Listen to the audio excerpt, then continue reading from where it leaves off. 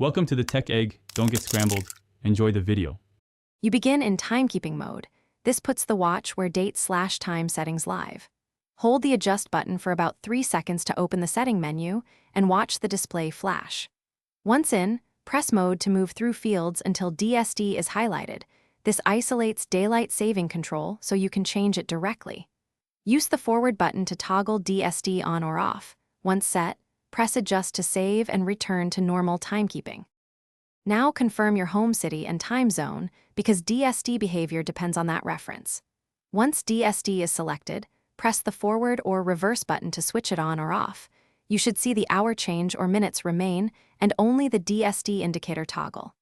If the watch has auto DSD, make sure the auto option is disabled before forcing a manual change. Once applied, wait a few seconds to ensure the movement and indicator settle. That proves the finish by pressing adjust to save and exit, and then check the displayed time against a reliable clock. Make sure the hour reflects the DSD shift. If the time didn't update, try switching home city to a nearby zone and reapply DSD. This often forces a correction. If problems continue, perform the watch's factory reset from settings or consult the specific model manual, because persistent DSD issues can stem from model-specific firmware or the need for a full reset. Thanks for watching. Consider subscribing if I helped unscramble your problems.